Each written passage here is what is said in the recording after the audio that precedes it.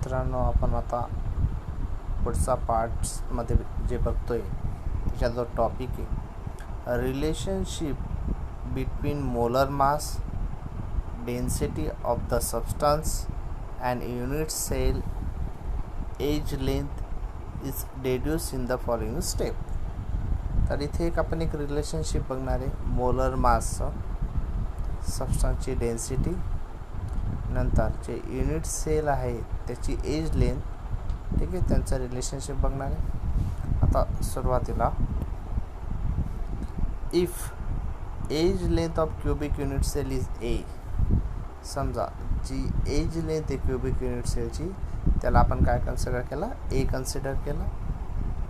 आता उदाहरणार्थ समजा आपला युनिट सेल आहे क्यूबिक युनिट सेल आहे, म्हणजे काय, त्याच्या सगळ्या एज सारख्या असतील. आता इथं जी एज आहे, ही जी ह्या एज, हे सगळे एज काय असणार आहेत, ए असणार आहेत. सगळ्या एज काय असणार आहेत, ए. जेवढ्या एज दिसत आहेत त्या सगळ्या काय ए असतील, ठीक आहे.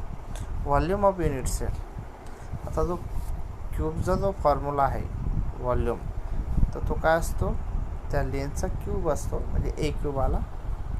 दुसरा, suppose that mass of one particle is M, समजा आपण एका पार्टिकलचं मास एम कन्सिडर केला, and there are N particle in per unit cell, आणि एका युनिट सेलमध्ये एन पार्टिकल असेल, तर पूर्ण जे मास आहे युनिट सेलचं, मास ऑफ युनिट सेल काय येईल, एम मल्टिप्लाय बाय एन, कारण एका पार्टिकलचं मास एम आहे आणि त्या युनिट सेलमध्ये किती पार्टिकल आहेत, तर एम पार्टिकल आहे, तर टोटल मास किती आला, एम इंटू एन. तिसरा जो पॉईंट आहे, the density of the unit cell rho, ती रोने आपण डिनोट करतो, which is the same as a density of substance is given by. आता बघा, डेन्सिटीचा फॉर्म्युला काय, मास अपॉन व्हॉल्यूम, इथं दिला आहे बघा, rho is equal to mass of unit cell upon volume of unit cell, म्हणजे युनिट सेलचं मास अपॉन त्या युनिट सेलचं व्हॉल्यूम. तर आपण बघा मासमध्ये काय घेतलेलं आहे, तर मास ऑफ युनिट सेल आपण एम इंटू एन, त्याची व्हॅल्यू इथं पुट केली, आणि व्हॉल्यूम काय घेतला युनिट सेलचा, ए क्यूब, तो इथं आहे. म्हणजे हे काय झालं, डेन्सिटी ऑफ अ सबस्टन्स, हे काय झालं, डेन्सिटी ऑफ अ सबस्टन्स. जो चौथा पॉईंट आहे, मोलर मास कॅपिटल एमने रिप्रेझेंट करतो of the substance is given by. आता बघा मोलर मास कसं काढतात, molar mass of a substance is equal to mass of one particle multiply by number of particle per mole. Molar mass कसं काढतात, एका पार्टिकलचा मास आणि त्या किती नंबर ऑफ पार्टिकल्स एका मोलमध्ये आहेत. आता कुठला पण जो पार्टिकल असेल, तर आपण एक मोल घेतला तर त्याच्यामध्ये किती पार्टिकल असतात, ॲव्होगॅड्रोज नंबर एवढे, आणि त्याला आपण एन एने रिप्रेझेंट करतो. तर molar mass is equal to mass of one particle पण स्मॉल एमने रिप्रेझेंट करतो, त्याला मल्टिप्लाय करायचं ॲव्होगॅड्रोज नंबरने, म्हणजे नंबर ऑफ पार्टिकल पर मोल. तर इथे आपल्याला काय मिळणार आहे, आता खाली बघा, मास ऑफ वन पार्टिकल काय काढले त्यांनी, mass of one particle, mass of one particle is equal to, हा जो ॲव्होगॅड्रोज नंबर आहे हा इकडे येताना काय होतो, याला डिवाइड होईल, म्हणजे बघा small M is equal to molar mass upon Avogadro's number किंवा number of particle per mole cube. पुढचं जे दिले बघा, आता एक कंबायनिंग इक्वेशन आपल्याला मिळेल, रो इज इक्वल टू, याच्यामध्ये जे मास आहे युनिट सेलचा ते काय घेतलं आहे आपण, हे बघा कॅपिटल एम म्हणजे molar mass upon number of particle, आणि जो ओके, आणि इथे बघा इथं दिलेला हा ए क्यूब व्हॉल्यूम, ठीक आहे. अशा पद्धतीने इक्वेशन हे आलेलं आहे, ठीक आहे. आपल्याला हे जर सगळे पॅरामीटर माहीत राहिले तर आपण डेन्सिटी त्याची काढू शकतो. बघा इथे एक न्यूमेरिकल दिलेलं आहे, when gold crystallizes it form face center cubic cell, the unit cell edge length is 408 picometer. Calculate the density of a gold. Molar mass of gold is 197 ग्राम पर मोल.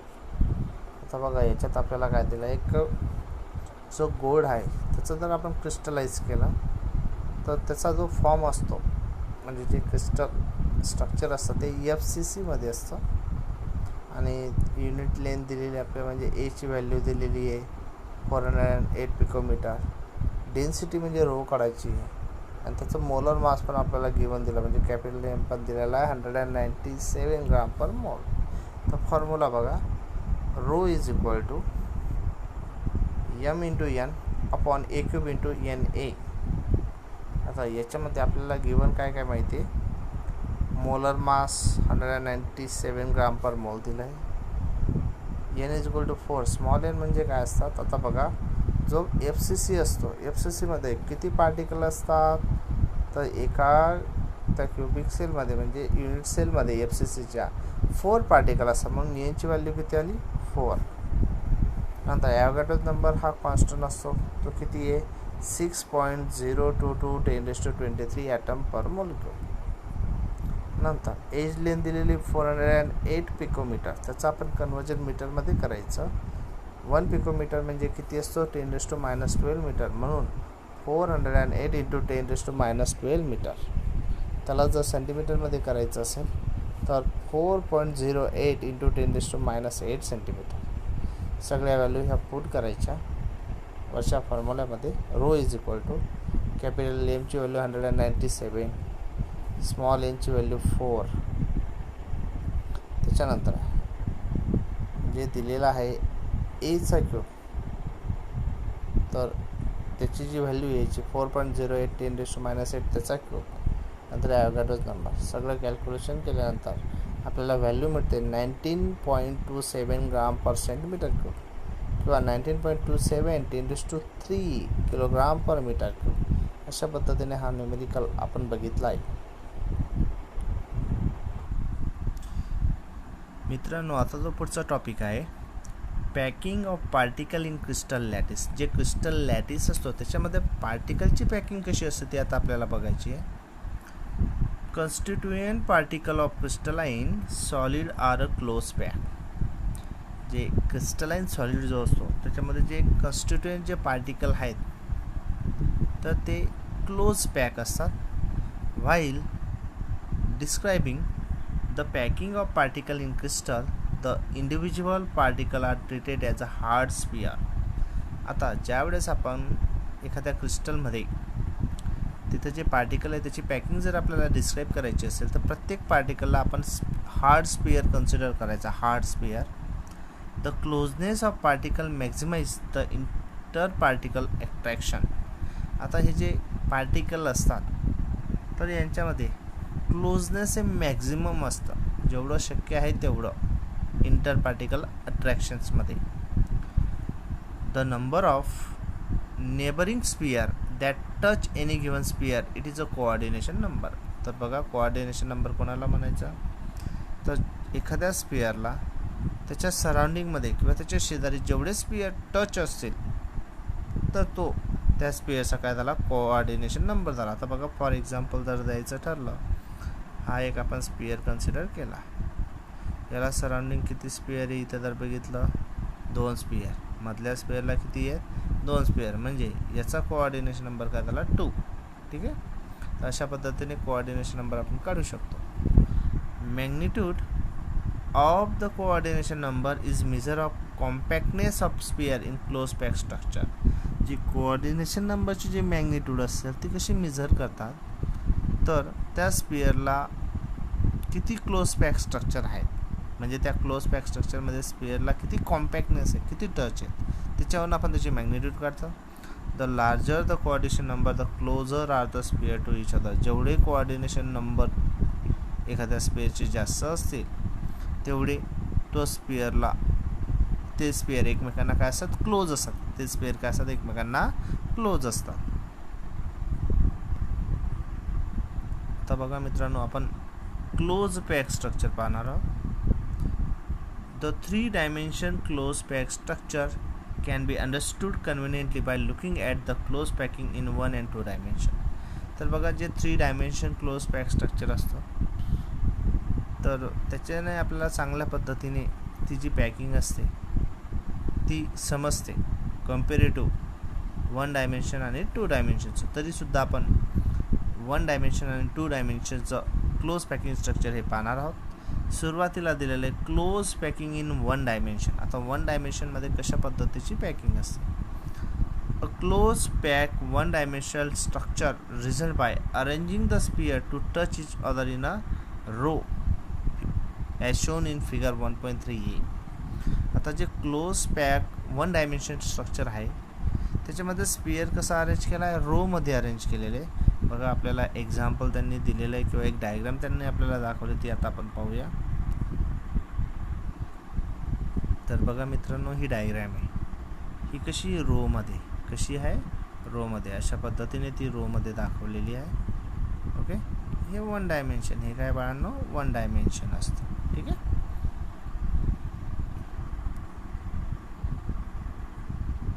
आता जे पुढचं बघणार आहे आपण, close packing in two dimension. आता 2 dimension, आपण 2D dimension त्याला म्हणतो. अ क्लोज पॅक 2 डायमेन्शनल, त्याला आपण प्लॅनर स्ट्रक्चर पण म्हणतात. Result by stacking the row together such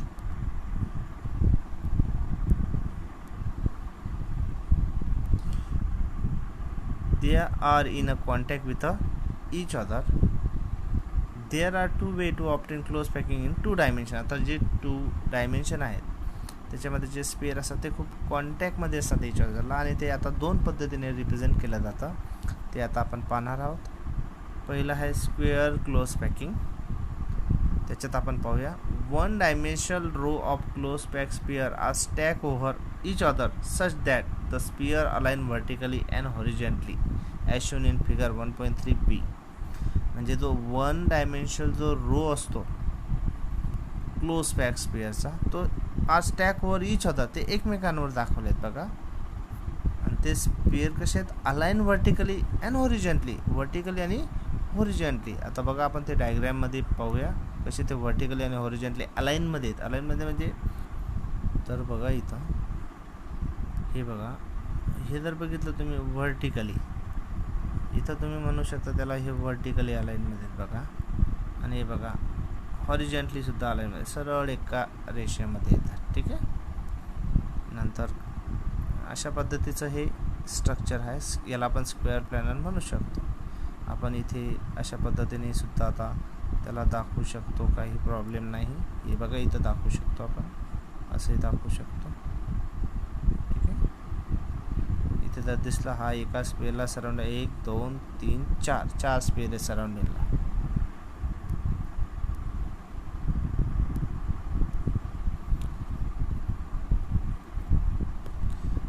If the first row is labeled as A type, being exactly same as the first row, the second row is also labeled as A type. मग इथं जे first row आहे ती exactly same आहे second row सुद्धा, म्हणजे first row आणि second row दोघं कशा आहेत, सेम आहेत, म्हणून दोघांना आपण काय म्हटलं आहे, ए टाईप म्हटलं आहे. This arrangement is called as a A type 2 dimensional arrangement. तर आपण त्याला A dimensional A 2 dimension arrangement असं म्हणतो. In this arrangement every sphere touches 4 neighbouring स्पियरचा. आपण आधीच बघितलं की प्रत्येक स्पियर हा त्याच्या शेजारच्या 4 स्पियरला तो टच होतो आहे. Hence 2 dimensional coordination number here is 4. आता एक स्पियर जर शेजारच्या 4 स्पियरला टच होत असेल तर याचा कोऑर्डिनेशन नंबर काय आहे, 4 आहे. A square is obtain bye joining the centre of this 4 closest neighbour. आता जो स्क्वेअर कसा ऑब्टेन झाला आहे, तर जो एक सेंटरचा स्पियर आहे त्याच्या शेजारी 4 स्पियर आहेत, 4 क्लोजेस्ट नेबर स्पियर आहेत, ते आपण जॉईन केले, त्याचे सेंटर जॉईन केले, जे शेजारचे स्पेअर आहे त्याचे सेंटर जॉईन केले, तर आपल्याला जी आकृती मिळाली ती स्क्वेअरची मिळाली आहे.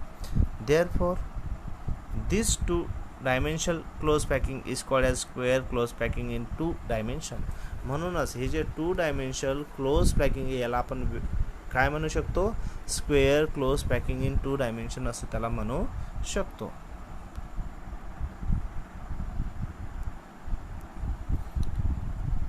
आता जो पुढचा टॉपिक आहे तो पाहूया आपण. Hexagonal close packing. close packed one dimension row figure 1.3a show that there are depression between the neighboring sphere. तर जी आकृती होती 1.3a त्याच्यात आपण बघितलं की जे नेबरिंग स्पेअर आहे त्यांच्यामध्ये काय डिप्रेशन आहे, काय त्याच्यात डिप्रेशन म्हणजे जर तुम्ही बघितलं उदाहरणार्थ जर आपण डायग्राम काढायचं ठरलं, हा एक स्पेअर, हा एक स्पेअर, हा एक स्पेअर, हा एक स्पेअर, इथं जी पेज दिसते तुम्हाला हे काय, यांना डिप्रेशन, यांना काय म्हणायचं, डिप्रेशन असं म्हणायचं. ठीक आहे. If second row is arranged in a such way that its sphere fit in the depression of the first row, a staggered arrangement results.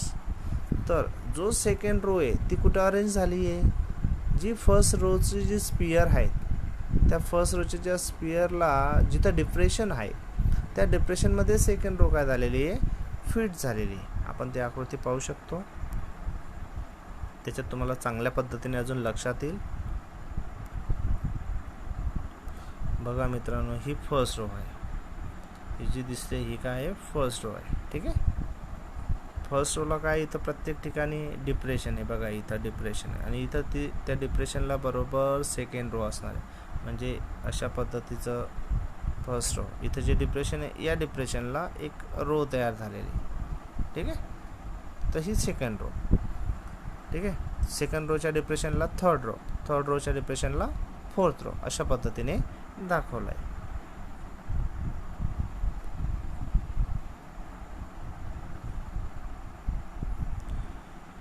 तर आपण त्याला काय म्हणतो, स्टॅगर्ड अरेंजमेंट. कुठली अरेंजमेंट येते, staggered. If the first row is called A type row, समजा first रोला आपण ए टाईप म्हटलं, म्हणजे समजा ही फर्स्ट रो आहे, हिला आपण ए टाईप म्हटलं. The second row being different, कारण सेकंड रो डिफरंट आहे कारण ती कुठे आहे, डिप्रेशनमध्ये, इथं डिप्रेशनमध्ये, तर तिला काय म्हणायचं, is called as B type. त्याला काय म्हणायचं, बी टाईप म्हणायचं. Placing the third row in staggered manner in contact with the second row gives rise to an arrangement in such the sphere in the third row are align with the sphere in the first row. ठीक आहे. तर जी third row आहे ती second रोच्या डिप्रेशनमध्ये त्याची arrangement केलेली आहे. तुम्ही जर बघितलं फर्स्ट रो आणि थर्ड रो, 1 2 3 4, ही फर्स्ट रोचं दाखवलं आहे आपण, 1 2 3 इकडे 4, ही आपण सेकंड रो, याला आपण बी म्हणतोय. म्हणजे थर्ड रो आहे ती बघा, ती पहिल्यासारखी, सेकंडच्या डिप्रेशनला म्हणजे ती पहिल्यासारखी, मग त्याला काय म्हणायचं, परत ए म्हणायचं. काय म्हणायचं, ए म्हणायचं. जी चौथी रो येईल ती बी सारखी येईल, म्हणजे सेकंड रो सारखी येईल. ठीक आहे. Hence third row is a A type. मग जी थर्ड रो असणार आहे ती काय असणार आहे, ए टाईप असणार आहे. First row A type, second row सुद्धा काय आली, A type. First row A type आली, ओके. सेकंड रो काय आली, बी आली, आणि जी थर्ड रो आहे ती परत काय आली, ए आली, आणि जी फोर्थ रो आहे ती काय येणार आहे, बी येणार आहे. ठीक आहे. Similarly, sphere in the fourth row will be aligned with the sphere in the second row and hence fourth row would be B type. म्हणजे फोर्थ रो असणार आहे ती बीच्या बरोबर खालोखाल येणार आहे. म्हणजे फोर्थ रो आणि सेकंड रो अलाइन आहेत, एकमेकांना कसे आहेत, अलाइन आहेत रोमध्ये.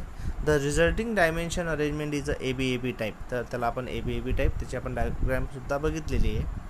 In this arrangement each sphere touches 6 closest neighbour. तर याच्यामध्ये काय, तर प्रत्येक जो स्पियर आहे तो त्याच्या शेजारच्या 6 स्पियरला टच झालेला आहे. आता तो आपण पाहणार आहोत. बघा मित्रांनो, इथं आकृतीमध्ये हा सेंटरला स्पियर दाखवलेला आहे. ठीक आहे. त्याच्या शेजारी 6 स्पियर आहेत. किती स्पियर आहेत, 6 स्पियर आहेत. आपल्याला दिसेल बघा, 1 2 3 4 5 6, हे काय झाले, 6 स्पेअर. म्हणून कोऑर्डिनेशन नंबर काय झाला त्याचा, 6 झाला. आणि हे बघा, हे ए, पहिली जी रो आहे त्याला आपण काय म्हणतो, ए म्हणतो. दुसरीला बी, तिसरीला परत ए, चौथीला परत बी. ठीक आहे. अशा पद्धतीने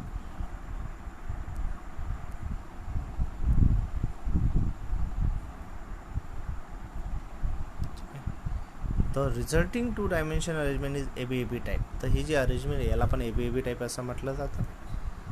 in this arrangement each sphere touches 6 closest neighbour.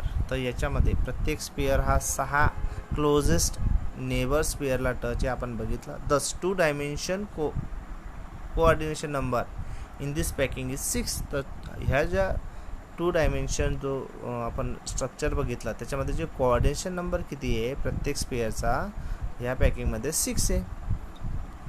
A regular hexagon is obtain bye joining the centre of this 6 closest spare. जर आपण 6 क्लोजेस्ट स्पेअरचे सेंटर जर जॉईन केले तर आपल्याला एक रेग्युलर हेक्सागॉन म्हणजे काय, असा हेक्सागॉन की ज्याच्या सगळ्या साईड कशा असतात, इक्वल असतात, त्याला आपण काय म्हणतो, रेग्युलर हेक्सागॉन असं म्हणतो. Hence, this type of 2-dimensional close packing is called hexagonal close packing in 2 dimension. तर हे जे 2 डायमेन्शन क्लोज पॅकिंग आहे याला आपण काय म्हणू शकतो अजून, hexagonal close packing in 2 dimension. Compare to the square close packing in 2 dimension, coordination number in hexagonal close packing in 2 dimension is here. जर आपण square close packing in 2 dimension आणि hexagonal close packing in 2 dimension यांच्यामध्ये जर तुलना केली तर hexagonal close पॅकिंगचा coordination number हा हायर आहे, म्हणजे हा 6 आहे, आणि स्क्वेअरमध्ये किती असतो तो कोऑर्डिनेशन नंबर 4 असतो. Moreover the free space in this arrangement is less than the square packing. म्हणजे हेक्झॅगोनल क्लोज पॅकिंगमध्ये जी फ्री पेस असणार आहे ती कमी असते, स्क्वेअर पॅकिंगमध्ये ती जास्त असते. Making it more efficient packing than square packing. म्हणून free space hexagonal close packing 2 डायमेन्शनमध्ये कमी असल्यामुळे ती जी पॅकिंग आहे मोर इफिशियंट आहे स्क्वेअर पॅकिंगपेक्षा. From figure 1.3c it is evident that the free space voids are triangular in shape.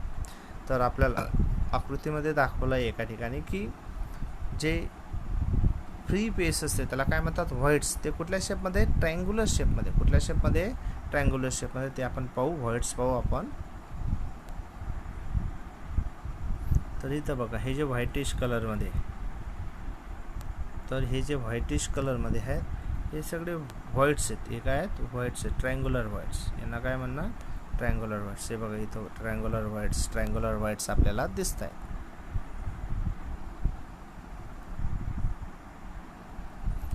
These triangular whites are of 2 type. हे ट्रायंग्युलर व्हाईट 2 टाईपचे असतात.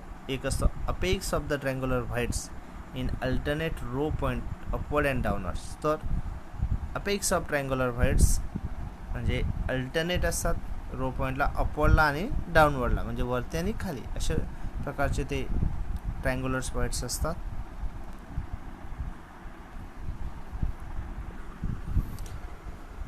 मित्रांनो, तुम्हाला जर व्हिडिओ आवडलेला असेल तर तुमच्या इतर मित्रांबरोबर तो शेअर करा आणि व्हिडिओला लाईक करा. तसंच जे आपलं चॅनल आहे तर तुम्ही त्याला सबस्क्राईबसुद्धा करा.